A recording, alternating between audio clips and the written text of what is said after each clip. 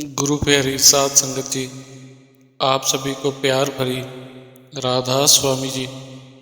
गुरु प्यारी साध संगत जी, आज हम आपको जो साखी सुना रहे हैं उसमें पता नहीं उसको सपना था या सच, यह उस सेवादारनी ने खुद बताई है। एक सत्संगी औरत थी।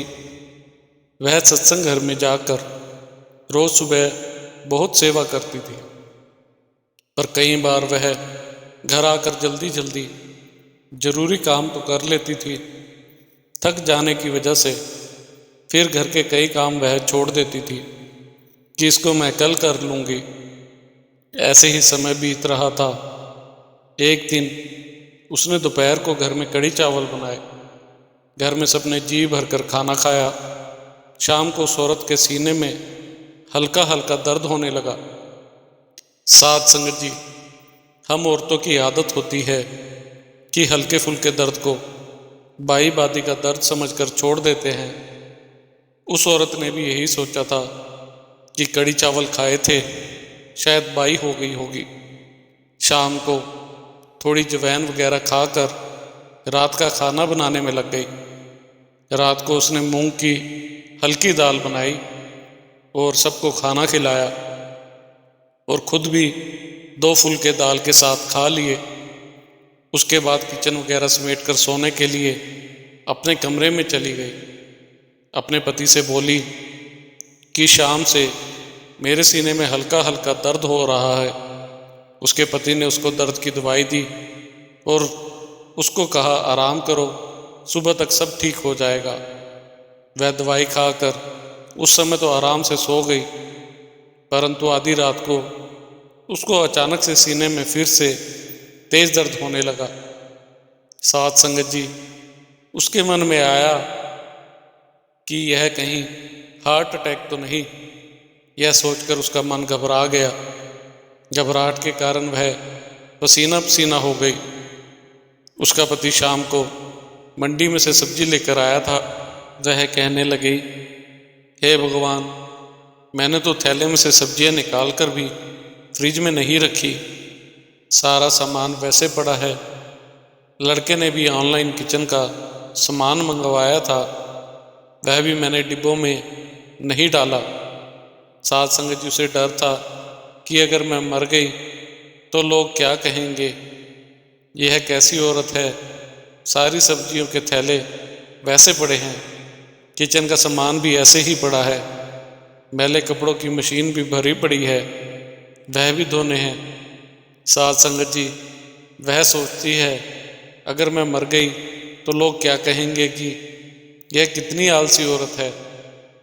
सब्जियां वगैरह आने के बाद भी इसने फ्रिज में नहीं रखी और किचन का दूसरा सामान भी वैसे का वैसा ही थैले में पड़ा है। साध संगत जी, वह अब अपने सीने के दर्द को भूलकर अपने अपमान के बारे में सोचने लगी कि मेरे मरने के बाद क्या होगा। यह सोचते सोचते ही उसने घड़ी में समय देखा तो सुबह के 3 बज गए थे। वह उठकर बैठ गई और बाबा जी को हाथ जोड़कर बोली, बाबा जी, मुझे 1-2 दिन का और समय दे दो। मैं यह सारे काम निपटा कर घर की साफ सफाई करके फिर आपके साथ चलूंगी। सिमरन किया या नहीं, पर बाबा जी के आगे अरदास करते करते वह सो गई। साध संगत जी, जब सुबह उसकी आंख खुली तो वह बिल्कुल ठीक थी। अब उसे कोई भी प्रॉब्लम नहीं थी। पहले उठकर उसने सारी सब्जियों को फ्रिज में रखा, किचन का बाकी सामान डिब्बों में डाला, किचन की सफाई की, कपड़े धोकर और नहा धोकर रोज की तरह वह सत्संग घर में सेवा पर चली गई और अपने मन में यह सोचती रही कि यह सपना था या सच। वह बाबा जी का शुक्र करने लगी कि बाबा जी, आपने मुझे 2 दिन का समय और दे दिया। साध संगत जी, ऐसा कई बार हम सबके साथ होता है कि जरा सा कुछ हो जाता है तो हम सोचते हैं कि शायद हमारा आखिरी समय आ गया है, परंतु साध संगत जी, जब असल में हमारा समय आएगा तो यह सोचने का तो हमें समय ही नहीं मिलेगा। सब ऐसे का ऐसा ही रह जाएगा। साध संगत जी, मौत तो हम सबको आनी है, वह तो अटल सत्य है। उसके लिए अपनी पूरी तैयारी रखो। भजन सिमरन को पूरा पूरा समय दो और सतगुरु को हमेशा अपने अंग संग समझो। जो करेंगे बाबा जी अच्छा ही करेंगे। इसी के साथ एक छोटी सी साखी और है। संता और बलवंडा गुरु अर्जन देव जी के दरबार में कीर्तन किया करते थे। अपनी बेअक्ली और उतावलेपन के कारण उन्होंने बिना सोचे समझे गुरु जी से अर्ज की, घर में बेटी की शादी है, संगत से कहो कि वे दान इकट्ठा करके उनकी सहायता करें। जब उन्हें कुछ सहायता ना मिली तो नाराज होकर उन्होंने सत्संग में आना बंद कर दिया। उन्हें भ्रम था कि उनके मधुर कीर्तन के लिए लोग सत्संग में आते हैं। यदि वे कीर्तन नहीं करेंगे तो संगत भी आना छोड़ देगी। उनके व्यवहार से दुखी होकर गुरु जी ने उन्हें कई संदेश भेजे कि सत्संग में आकर कीर्तन करें, पर वह आने के लिए ना माने। गुरु अर्जुन साहब में सहनशीलता और नम्रता कमाल की थी। जरा बुरा ना माने। बिल्कुल आप उनके घर गए और उन्हें कहा कि जितना रुपया हमारे पास है ले लो, बाकी रुपया फिर सही, लेकिन रूठो नहीं और आकर कीर्तन करो। फिर भी वह न माने। उनको पक्का विश्वास हो गया कि हमारे बिना इनका काम नहीं चलता, इसलिए अब खुद आए हैं। वह बोले कि अगर हम कीर्तन नहीं करेंगे तो संगत नहीं आएगी। और यह भी कहा कि जो आपके बड़े गुरु नानक जी थे, उनके पास भी लोग मर्दाने को सुनने के लिए ही आते थे। इसी तरह गुरु नानक साहब से लेकर सारे गुरु साहिबान की निंदा की। गुरु अर्जुन साहब ने कहा कि आप मेरी चाहे जितनी मर्जी निंदा कर लेते, लेकिन मेरे गुरु नानक देव और अन्य गुरु साहिबान की शान में गुस्ताखी के वचन नहीं करने चाहिए थे। जाओ, तुम भ्रष्ट हो गए। जो तुम्हारा मुंह देखेगा वह भी भ्रष्ट हो जाएगा। जो तुम्हारी सिफारिश लेकर आएगा उसका मुंह काला करके उसे गधे पर सवार किया जाएगा और पीछे लड़के लगाए जाएंगे और गांव-गांव घुमाया जाएगा। इधर गुरु साहब ने और आदमी बुला कर के कीर्तन करवाना शुरू कर दिया। जब संगत को पता चला तो संगत भी सत्ता और बलवंडा को दुत्कार दिया। मालिक की मौज, वह दोनों उसी वक्त सख्त बीमार हो गए। उन्हें कोढ़ हो गया और शरीर से खून और पीप बहने लगी। जितना रुपया पास था दवाइयों पर खर्च हो गया। अब जिस शिष्य के पास जाते वह मुंह फेर लेता। जो गुरु द्वारा दुत्कारा गया तो उसे भला कौन बोले। जिधर जाते शिष्य दरवाज़ा बंद कर लेते। जब सख्त परेशान हो गए तब भाई लद्दा के पास गए।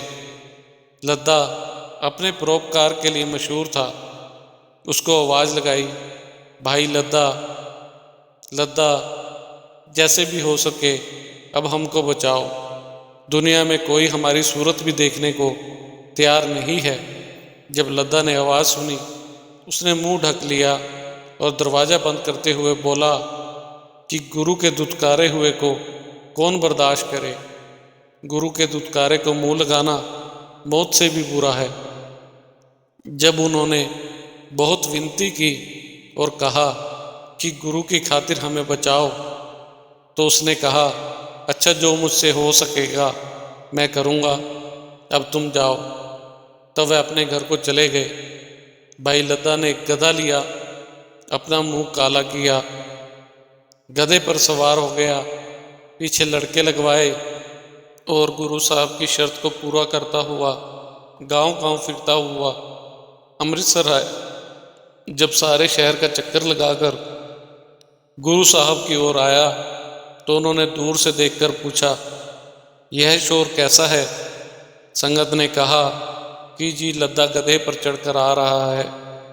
जब लद्दा पास आया तो अर्ज की, सच्चे पातशाह, गुरु के धिकारे हुए को कहीं ठिकाना नहीं, अगर कहीं ठिकाना हो तो बताओ। गुरु साहब दयाल हो गए और फरमाया, अच्छा, सत्ता और बलवंडा दोनों को बुलाओ और कहो कि जिस मुंह से गुरु साहिबान की निंदा की थी उसी मुंह से प्रशंसा करें। वह सारी प्रशंसा गुरु ग्रंथ साहब में दर्ज है। मतलब तो यह है कि संतों के द्वारा से निकाले गए जीव को कहीं जगह नहीं, गुरु के निकाले हुए को गुरु ही बख्श सकता है। सत्ता और बलवंडा को गुरु साहिबान की निंदा करने की भारी कीमत चुकानी पड़ी। इसी के साथ इजाज़त चाहते हैं, फिर मिलते हैं अगली साखी में। तब तक के लिए राधा स्वामी जी। अगर आपको हमारी आज की ये साखी अच्छी लगी हो तो कमेंट में राधा स्वामी जी अवश्य लिखें और चैनल को शेयर करना और सब्सक्राइब करना ना भूलें जी।